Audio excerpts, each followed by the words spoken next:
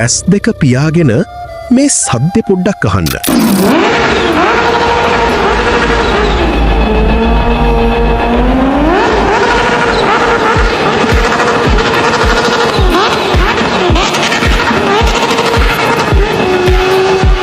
මේක සාමාන්‍ය බයික් එකකින් එන සද්දයක් නෙවෙයි. මේක හරියට අභ්‍යවකාශ යානයක් පෘථිවියට කඩාගෙන වැටෙනවා වගේ සද්දයක්.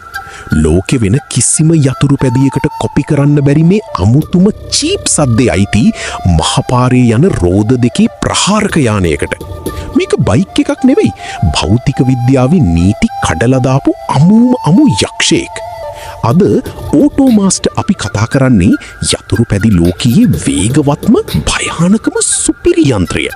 කවසාකි නින්ජා H2 ගැන. කවසාකි කියන්නේ නිකම්ම බයික් හදන කම්පැනියක් නෙවෙයි. එයාලා නැව්, කෝච්චි සහ ගුවන් යානා එන්ජින් හදන දැවන්තයෙක්.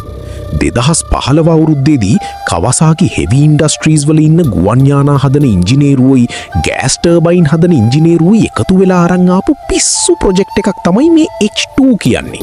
මේකේ අරමුණ උනේ අනිත් බයික් කම්පැනි වලට හිතන්නවත් බැරි ලෝකෙ කිසිම කෙනෙක්ට ලං වෙන්න බැරි උපරිම වේගයක් තියෙන යන්ත්‍රයක් මහපාරට ගේන එක. මේකේ හදවත තමයි 998 cc ඉන්ලයින් 4 එන්ජිම. හැබැයි මේකේ තියෙන ලොකුම මැජික් එක එන්ජිම නෙවෙයි. කවසාකි සමාගම තමන්ගේම තාක්ෂණයෙන් හදපු සුපර්චාර්ජර් පද්ධතිය.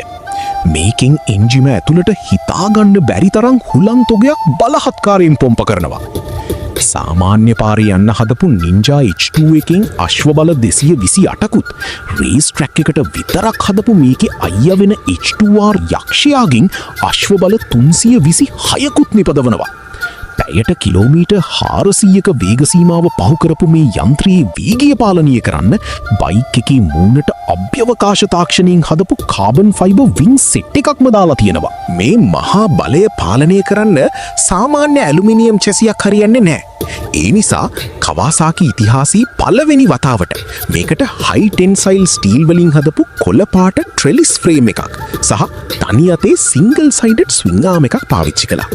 ඒ වගේම මේකේ ගාලා තියෙන කළු පාට පේන්ට් එක ඒක නිකම්ම පේන්ට් එකක් නෙවෙයි. ඇත්තම රිදී මිශ්‍ර කරලා හදපු සිල්වර් මිරර් පේන්ට් එකක්.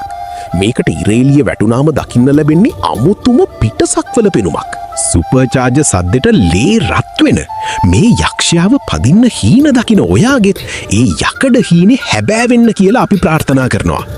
මේ වගේ යකඩ හීන ගැන දැනගන්න ඔටෝමාස්ටර් SL YouTube channel එකයි FB page එකයි දැන්ම ෆලෝ කරලා තියාගන්න.